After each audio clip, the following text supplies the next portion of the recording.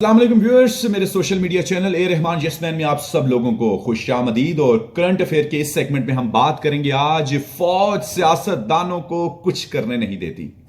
इससे पहले कि मैं अपनी वीडियो का आगाज करूं, व्यूअर्स मेरे चैनल को सब्सक्राइब करें, बेल आइकन को जरूर क्लिक करें ताकि और भी वीडियो आप लोगों को मिलती रहे और अपने फीडबैक से भी जरूर अपडेट कीजिएगा। व्यूअर्स, जब आप ये कहते हैं कि फौज सियासतदानों को कुछ करने नहीं देती, तो दरअसल आप ये कह रहे हैं कि फौज ने सियासतदानों को रोका हुआ है कि तुमने हर शहर हर गांव में अस्पताल नहीं बनाने, दरसगाहें नहीं बनानी, जदीद साइंसी लाइब्रेरी नहीं बनानी, तालीमी निसाब बेहतर नहीं करना, ट्रैफिक का निज़ाम जदीद नहीं बनाना, हिफाजती निज़ाम जदीद नहीं करना, कानून को बेहतर नहीं करना, अदालतों में इंसाफ नहीं होने देना, रोजगार नहीं देना, कारोबार नहीं करने देना, टैक्स नहीं देना, मिलावट के बगैर चीज नहीं बेचनी और खोते को खोते के नाम पर बिल्कुल नहीं बेचना।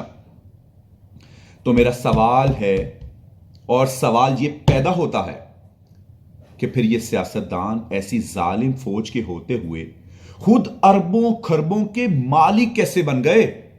इनके सर में दर्द हो तो ये लंदन के अस्पताल में इलाज करवाने चले जाते हैं। कैसे? इनके पास करोड़ों रुपए मालियत की गाड़ियां कहां से आ गईं? ऊंचे महल कैसे तामीर कर लिए? जरा सोचें। अगर सोचना जुर्म है तो एक जुर्म और सही। खुश रहें, मुस्कुराते रहें और हमेशा दुआ में याद रखें। अल्लाह हाफिज।